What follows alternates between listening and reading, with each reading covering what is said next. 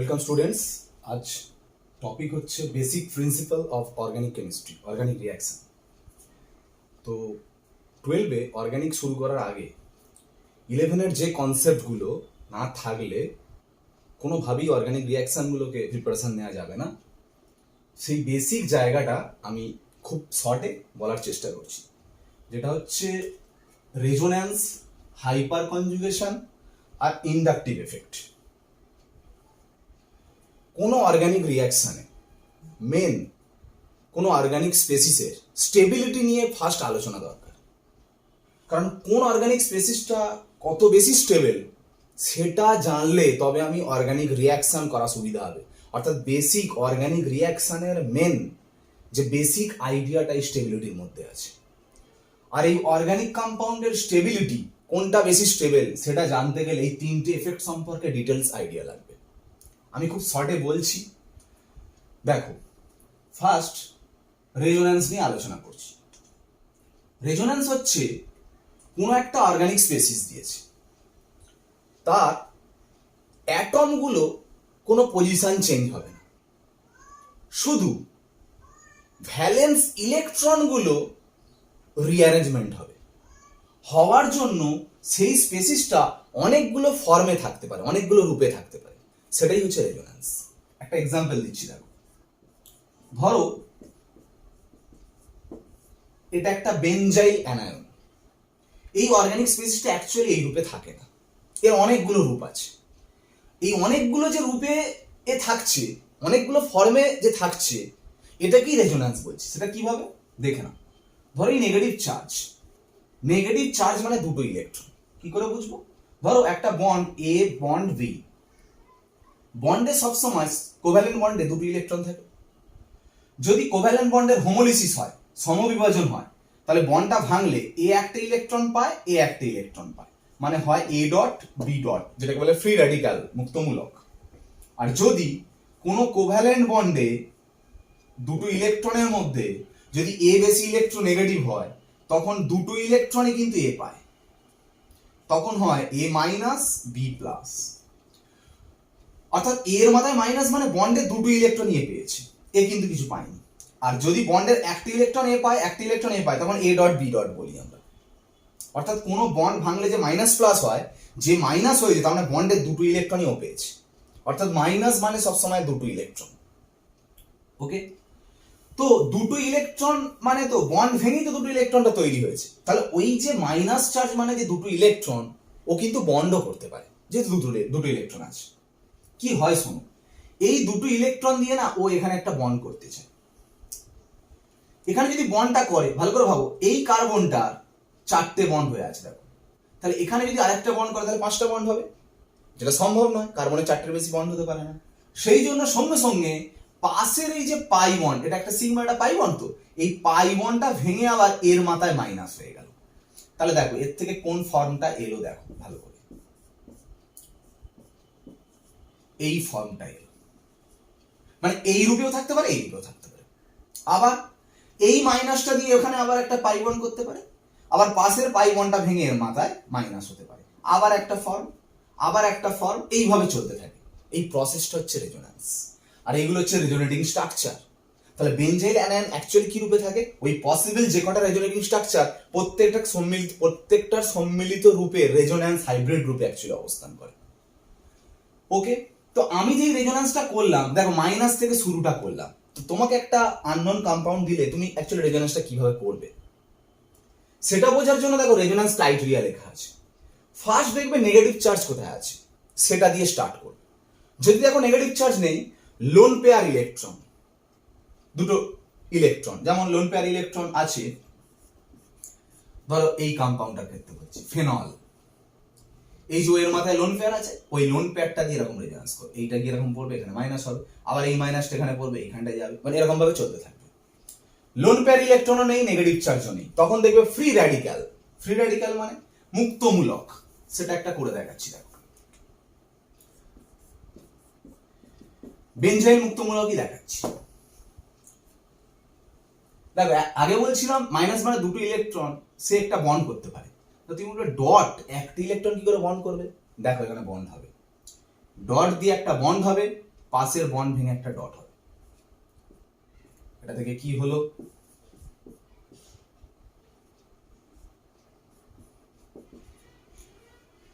আগেরটা স্যাটিসফাই হয়েছে যে নেগেটিভ চার্জ মানে দুটো ইলেকট্রন, সেটা দিয়ে নয় বন্ড করলো। এখানে ডট একটা ইলেকট্রন দিয়ে বন্ড করছে কি করে, ভালো করে শুনো।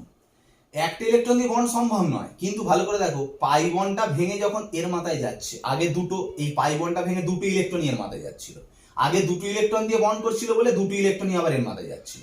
এখানে একটা ইলেকট্রন আছে বলে এই পাই বন্ডটা ভেঙেছে, দেখো একটা ইলেকট্রন ট্রান্সফার হয়েছে, যেমন দেখো এখানেও ডট, তার মানে এখানে একটা ইলেকট্রন থেকে গেছে, আর এই একটা ইলেকট্রন দিয়ে কিন্তু বন্ডটা হয়েছে। তার মানে দুটো ইলেকট্রন দিয়ে যদি বন্ড হয় তাহলে দুটো ইলেকট্রন উঠে মাইনাস হবে, আর একটা ইলেকট্রন ডট দিয়ে যদি বন্ড হয় তাহলে পাশের বন্ডটা ভেঙে আবার একটা ডট ট্রান্সফার হবে, অর্থাৎ এর একটা ডট আর এর একটা ডট মিলে কিন্তু বন্ডটা ফর্ম হয়েছে। বোঝা গেল? তার মানে এখানে আবার ডট তৈরি হবে, আবার সেই ডটটা দিয়ে এখানে একটা বন্ড হতে পারে। এই এর মানে হচ্ছে এর একটা ইলেকট্রন আর এখানের একটা ইলেকট্রন দিয়ে বন্ড হয়েছে, আর একটা ইলেকট্রন ট্রান্সফার হবে। দুটো ইলেকট্রন ট্রান্সফার হলে তো মাইনাস চার্জ আসতো, একটা ইলেকট্রন ট্রান্সফার বলে ডট তৈরি হচ্ছে।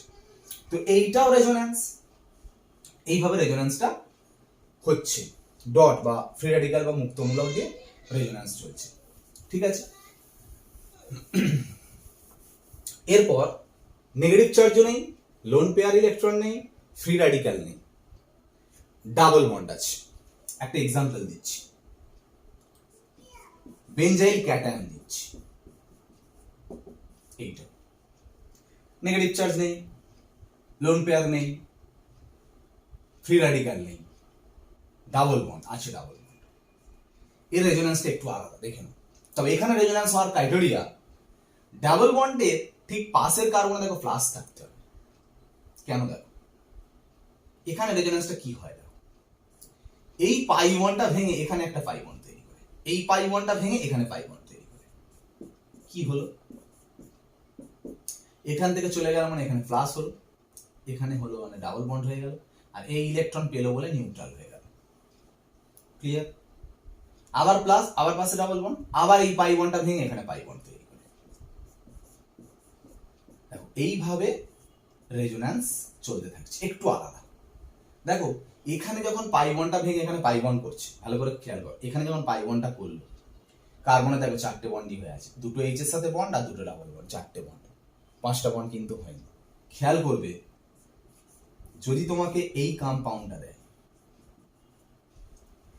রেজোন্যান্স যদি বলে, এর রেজোন্যান্স হবে না।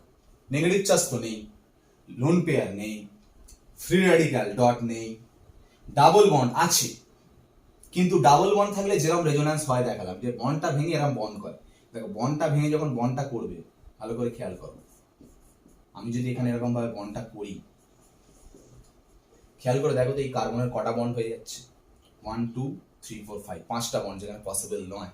আগেরটা হয়েছিল কেন, আগেরটাই কার্বনের মাথায় প্লাস ছিল, একটা ভ্যালেন্সি কম ছিল বলে বন্ড ভেঙে বন্ড হয়ে গিয়ে ডাবল বন্ডটা হয়েছে। তার মানে রেজোন্যান্স হবে, কিন্তু এরকম কোনো কথা নয়। রেজোন্যান্স হতে গেলে এই ক্রাইটেরিয়া গুলো থাকতে হবে। এই ক্রাইটেরিয়ার ক্ষেত্রে মনে রাখবে, ডাবল বন্ডের পাশের কার্বনে যেন প্লাসটা থাকে, আর রেজোন্যান্স চলাকালীন দেখবে রেজোন্যান্সটা মেনলি হয় single bond double bond, single bond double bond, single bond double bond, এরকম কনজুগেশন থাকলেই হয়। দেখে নাও, single double bond, single bond double bond, conjugation থাকলে রেজোন্যান্সটা চলতে থাকে। তো এই যে রেজোন্যান্স শিখলে, তো এখান থেকে কি স্টেবিলিটি কি বুঝবো আবার? দেখো এই তিনটে আমি অর্গানিক স্পেসিস দিয়েছি। আমি এখন যদি তোমাকে বলি এই তিনটে কম্পাউন্ডের মধ্যে, তিনটে অর্গানিক স্পেসিসের মধ্যে কোনটা বেশি স্টেবল, ভালো করে খেয়াল করো। এখানে রেজোন্যান্স হবে, এক্ষুনি শিখলে। এখানটায় রেজোন্যান্স হবে, কি করে হবে? প্লাস আছে, ডাবল বন্ড আছে, নেগেটিভ চার্জ প্রথম দেখবে নেই, লোন পেয়ার নেই, ফ্রি রেডিক্যাল নেই, মানে ডাবল বন্ড দিয়ে হবে। এই তো ডাবল বন্ডটা ভেঙে এখানে ডাবল বন্ড তৈরি করলো। এই রেজোনেটিং স্ট্রাকচার। কটা রেজোনেটিং স্ট্রাকচার? দুটো রেজোনেটিং স্ট্রাকচার। এর কটা রেজোনেটিং স্ট্রাকচার হবে? দুটো নয়, অনেক বেশি। দেখো, কারণ অনেকগুলো ডাবল বন্ড দিয়ে হচ্ছে। প্রথমে এইটা পড়লে এখানে প্লাস, আবার এটা পড়লে এখানে প্লাস, আবার এটা পড়লে এখানে প্লাস, অনেকগুলো হচ্ছে রেজোনেটিং স্ট্রাকচার। তাহলে এর রেজোনেটিং স্ট্রাকচার বেশি, এর রেজোনেটিং স্ট্রাকচার দুটো। এর রেজোন্যান্স হবেই না, কোনো ডাবল বন্ড নেই, তো রেজোন্যান্স হবে কি করে? সম্ভব নয়। তাহলে এই তিনটে অর্গানিক স্পেসিসের মধ্যে সব থেকে স্টেবল হচ্ছে এটা, যার রেজোনেটিং স্ট্রাকচার অনেকগুলো ফর্ম, রেজোন্যান্সের মাধ্যমে অনেকগুলো ফর্মে থাকে, তার স্টেবিলিটি সব থেকে বেশি। তারপর স্টেবিলিটি এ অনেক কম স্টেবল এদের তুলনায়। তাহলে দেখো অর্গানিক স্পেসিস কে বেশি স্টেবল সেটা রেজোন্যান্স দিয়ে তুমি বলতে পারছো। ঠিক, এবারে বললাম যাদের রেজোন্যান্স হয় না, যেমন এই কম্পাউন্ডটা দেখো,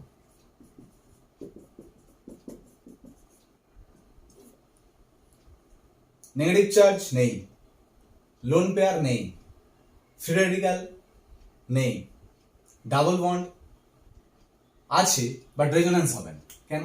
ডাবল বন্ড থেকে যদি এখানে বন্ড হয় তাহলে এই কার্বনে তো 5টা বন্ড হয়ে যাচ্ছে, এখানে প্লাস থাকলে রেজোন্যান্স হতো, তাহলে রেজোন্যান্স হচ্ছে না। রেজোন্যান্স ছাড়া আরেকটা ইলেকট্রোম্যাগনেটিক এফেক্ট আছে, দ্যাট ইজ হাইপার কনজুগেশন। এটাও ওয়ান টাইপ অফ রেজোন্যান্স। একটু ডিফারেন্স কি ভালো করে শুনে নাও। সি প্লাস और सी डॉट और सी ডাবল বন্ড সি, এই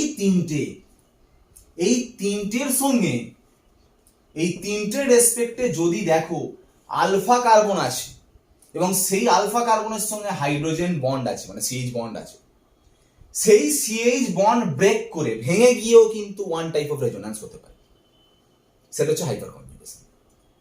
কি বললাম? সি প্লাস বা সি ডট বা সি ডাবল বন্ড সি, তার সাপেক্ষে আলফা কার্বনের সঙ্গে যে হাইড্রোজেন আছে সেই বন্ড ভেঙে রেজোন্যান্স। ভালো করে দেখো, এইখানটাই দেখাচ্ছি।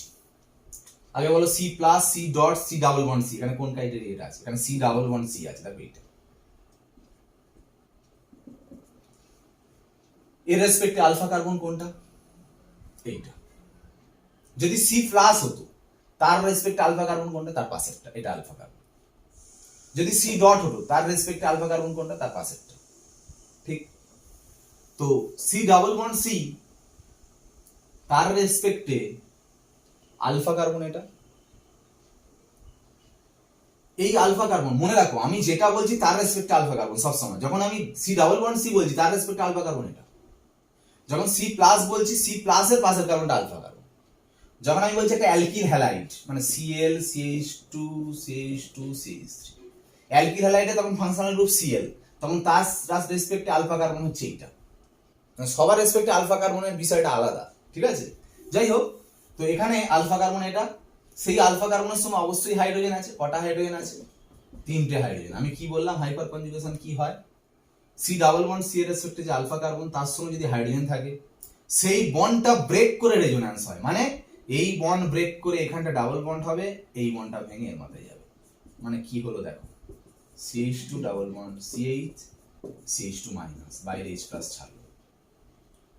এরকম একবার হবে না, আবার এই CH বন্ডটা ভাঙতে পারে, আবার একটা স্ট্রাকচার, আবার এই CH বন্ড ভাঙতে পারে, আবার একটা স্ট্রাকচার। মানে এখানে কটা হাইপার কনজুগেশন হবে বলো তো?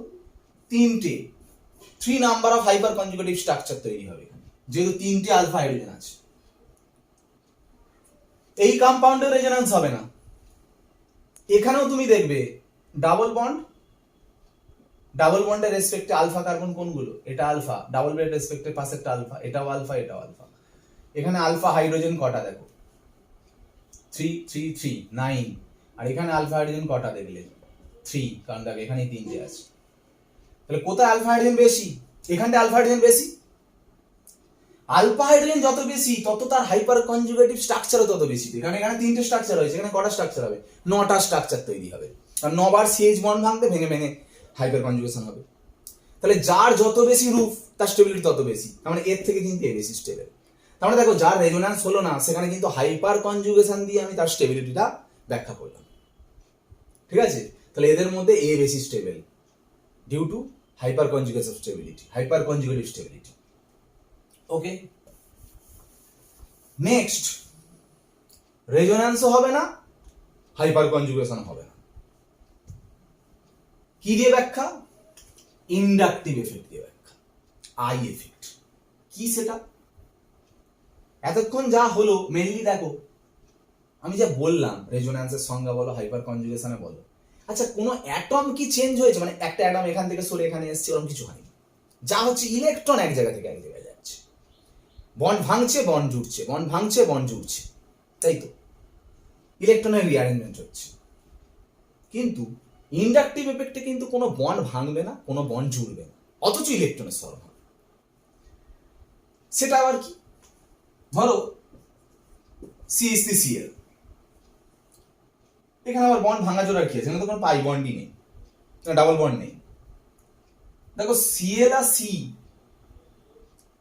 এই দুটোর মধ্যে কে বেশি ইলেকট্রোনেগেটিভ? Cl। তার জন্য এই বন্ডের ইলেকট্রন কিন্তু Cl এর দিকে একটু সরে যাবে। এই যে পার্মানেন্ট সরণটা হলো ইলেকট্রনের, এটাকে বলছে ইন্ডাকটিভ এফেক্ট। আর একটা এক্সাম্পল দিচ্ছি, CH3O মাইনাস, CH3O প্লাস। কোনো কিছুর মাথায় যদি নেগেটিভ চার্জ থাকে, সে কিন্তু ইলেকট্রন আর টানতে চাইবে না, ইলেকট্রন উইথড্র পাওয়ার থাকবে না, কারণ তার মাথাতে নেগেটিভ চার্জ আছে, অনেক ডেন্সিটি। সে কিন্তু ইলেকট্রন ডোনেট করতে চাইবে, ইলেকট্রন রিপালসিভ গ্রুপ, তখন সে কিন্তু ইলেকট্রন তখন ঠেলবে। এখানে যেমন দেখো Cl মোস্ট ইলেকট্রোনেগেটিভ বলে Cl ইলেকট্রন টানছে, কোনো কারোর মাথায় মাইনাস চার্জ থাকলে সে কিন্তু ইলেকট্রনটা ঠেলবে। কোনো কারোর মাঝে যদি প্লাস চার্জ থাকে, সে আবার কিন্তু ইলেকট্রন উইথড্রয়াল এফেক্ট প্রচুর থাকবে, মানে ইলেকট্রন অ্যাকসেপ্ট করতে চাইবে, মানে ইলেকট্রন আকর্ষী গ্রুপ, মানে তখন ইলেকট্রন টানবে। এই যে ইলেকট্রনের সরণ হচ্ছে, এটাকেই বলছে ইন্ডাকটিভ এফেক্ট। তো নেগেটিভ প্লাস চার্জ থাকলে সে টানে, মাইনাস চার্জ থাকলে ইলেকট্রন ঠেলে, আর নিউট্রাল থাকলে তোমাকে বুঝতে হবে কে বেশি ইলেকট্রোনেগেটিভ। যে বেশি ইলেকট্রোনেগেটিভ সেই ইলেকট্রন টানবে। তো ইলেকট্রন উইথড্রয়াল গ্রুপকে বলা হয় মাইনাস আই এফেক্ট, সেই গ্রুপটাকে, মানে যারা ইলেকট্রন টানে। আর যারা ইলেকট্রন ডোনেটিং গ্রুপ বা ইলেকট্রন রিপালসিভ গ্রুপ, যারা ইলেকট্রন ঠেলে, তাদেরকে বলা হয় প্লাস আই এফেক্ট। এখানটা আমি যদি বলি ও প্লাস, এই যে ও প্লাস, এ কিন্তু অ্যাকচুয়ালি দেখ ইলেকট্রন টেনেছে, মানে ও প্লাস এর কি এফেক্ট আছে বলতো? Minus I effect. ও মাইনাস এর কি এফেক্ট আছে? Plus I effect. কেন বলতো? ঠেলছে। এখানটা Cl দেখো টানছে, মানে Cl এর কি এফেক্ট আছে? Minus I effect. এখানে যদি আমি ঘুরিয়ে উল্টো বলি, কি Cl টানছে মানে কি? CH3 তার মানে ইলেকট্রন ডোনেট করছে, মানে ঠেলছে, রিপালসিভ গ্রুপ, তার মানে CH3 কি এফেক্ট বলবো? Plus I effect. তার মানে ইলেকট্রন উইথড্রয়াল গ্রুপকে মাইনাস আই এফেক্ট বলবো, ইলেকট্রন রিপালসিভ গ্রুপকে প্লাস আই এফেক্ট বলবো। তো এরকম চার্ট আছে কোন কোন গ্রুপের মেইনলি প্লাস আই এফেক্ট হয়। যেমন যে কোনো অ্যালকিল গ্রুপের সাধারণত প্লাস আই এফেক্ট হয়, যে কোনো halogen group minus I effect হয়। আর চার্জ থাকলে তো দেখলে বলতে পারবে, প্লাস চার্জ থাকলে সে ইলেকট্রন টানবে, মানে মাইনাস আই এফেক্ট, আর মাইনাস চার্জ থাকলে প্লাস আই এফেক্ট, উল্টোটা হবে। আর নিউট্রাল থাকলে সেই চার্টগুলো তোমাকে জানতে হবে, প্রত্যেকটা গ্রুপের কি এফেক্ট আছে। যে কোনো অ্যালকিল গ্রুপ সবসময় প্লাস আই এফেক্ট দেখায়, ঠিক? এই তিনটে কম্পাউন্ড কে বেশি স্টেবল, কোনটা বেশি স্টেবল?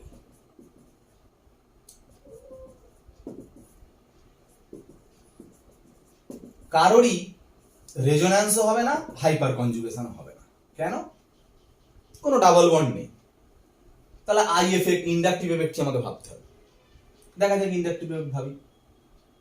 দেখো যে কোনো অ্যালকিল গ্রুপ আমি বলেছি তার প্লাস আই এফেক্ট থাকে, মানে ইলেকট্রন রিপালসিভ গ্রুপ, মানে ইলেকট্রন ঠেলে। দেখো এরা তিনটে মিথাইল গ্রুপ হচ্ছে ইলেকট্রন ঠেলে, এখানেও মিথাইল গ্রুপ ইলেকট্রন ঠেলে।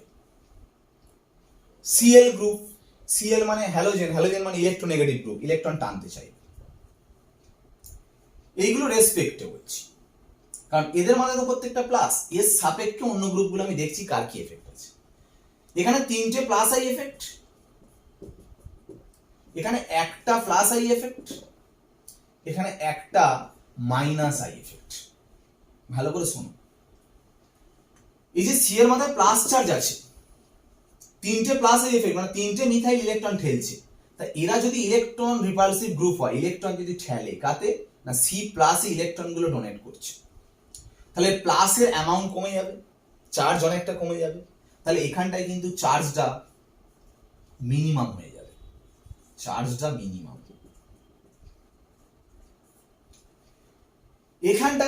এখানটা মিথাইল গ্রুপ ঠেলছে, ইলেকট্রন রিপালশন করছে, কিন্তু একটা মিথাইল গ্রুপ, মানে যেমন তিনটে মিথাইল গ্রুপ আছে না, একটা মিথাইল গ্রুপ, সেই জন্য এর কি হবে না, চার্জ কমবে, অতটা কমবে না, মিডিয়াম চার্জ, মিডিয়াম চার্জ। এখানে আবার উল্টো, CL electron withdrawal group, electron টানতে চায়, ইলেকট্রোনেগেটিভ গ্রুপ, তো ইলেকট্রন যদি টেনে নেয়, প্লাস হয়ে আছে আবার তার থেকে ইলেকট্রন টেনে নিচ্ছে, তাহলে আরো প্লাসের চার্জ বেড়ে যাবে, তাহলে এর চার্জ হচ্ছে হাই, চার্জ হচ্ছে ম্যাক্সিমাম। এবার একটা কথা বলি, যত চার্জ মিনিমাম হবে সে তত বেশি স্টেবল, কারণ মিনিমাম চার্জ, ম্যাক্সিমাম চার্জ থাকলে কি হয়, ম্যাক্সিমাম চার্জ মানে অনেক বেশি চার্জ থাকলে সে যে চার্জই হোক, প্লাস চার্জ হলে সে তখন তার অপোজিট চার্জকে খুঁজতে চাইবে, সে তত রিয়াকশন করতে চাইবে, রিয়াক্টিভ হবে, মানে স্টেবিলিটি কম। আর যার যত চার্জ মিনিমাম হবে তার রিয়াকশন করার সম্ভাবনাটা কমে যাবে, সেই জন্য সে ততটা স্টেবল হবে। তার মানে যার চার্জ মিনিমাম সেটা স্টেবল, তার মানে এখানে সব থেকে বেশি স্টেবল এটা, তারপর কোনটা, এইটা, তারপরে এইটা, তাহলে এ হাইয়েস্ট স্টেবল। তাহলে দেখো এটা তোমরা নিশ্চয়ই জানো, এটা 3 ডিগ্রি ক্যাটায়ন, 3 ডিগ্রি ক্যাটায়ন সব থেকে স্টেবল হয়। তারপরে এটা 1 ডিগ্রি ক্যাটায়ন, এগুলো তোমরা ক্লাস 11এও শিখেছিলে যে 3 ডিগ্রি ক্যাটায়ন সব থেকে স্টেবল, তারপর 2 ডিগ্রি, তারপর 1 ডিগ্রি ক্যাটায়ন। আবার রেজোন্যান্সের স্টেবিলিটি সব থেকে হাই। এবারে যদি আমি মিক্সিং বলি, যে কোনো একটা অর্গানিক স্পিসিসে ইন্ডাকটিভ এফেক্ট হচ্ছে, হাইপার কনজুগেশন হচ্ছে, রেজোন্যান্স এফেক্ট হচ্ছে, রেজোন্যান্স যার হবে তার স্টেবিলিটি সব থেকে বেশি। এবার যার রেজোন্যান্স যত বেশি হবে তার স্টেবিলিটি তত বেশি, হাইপার কনজুগেশন তারপরে হচ্ছে ইন্ডাকটিভ। এবার অনেকগুলো যৌগের সবার ইন্ডাকটিভের মাধ্যমে যার চার্জ কম সে তত বেশি স্টেবল। এইভাবে মেইনলি স্টেবিলিটি দেখে। তো অর্গানিক রিয়াকশন নেক্সট দিন তো অবশ্যই হবে। আমি শুধু ছোট্ট করে একটা জিনিস বলে আমি আজকে এটা শেষ করছি, যে অ্যাকচুয়ালি এত স্টেবিলিটি পড়লাম, অর্গানিক রিয়াকশনের ভূমিকা কি, কি লাভ পড়ে। আমি এই লাস্ট এক্সাম্পল থেকেই বিষয়টা বলছি, ভালো করে শুনুন। ধরো এই একটা কম্পাউন্ড টার্ট বিউটাইল ক্লোরাইড আর ইথাইল ক্লোরাইড, আমি তোমাকে বলছি যার সাথে রিয়াকশন হোক, রিয়াকশন হতে গেলে তো বন্ড ভাঙতে হয়। আমি তোমাকে বললাম বলো কোনখানে সিসিএল বন্ডটা তাড়াতাড়ি ভেঙে যাবে। তা রিয়াকশনের তো একটা গুরুত্বপূর্ণ বিষয়, বন্ড না ভাঙলে রিয়াকশন হবে কি করে, বন্ড ভাঙলে প্লাস মাইনাস হবে, তবে তো অন্য প্লাস মাইনাসকে অ্যাটাক করবে, তবে তো রিয়াকশন হবে।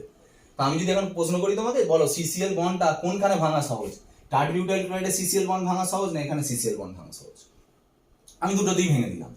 এর বন্ড ভাঙলে কি তৈরি হচ্ছে, সি প্লাস সিএইচ3 সিএইচ3, তাই তো।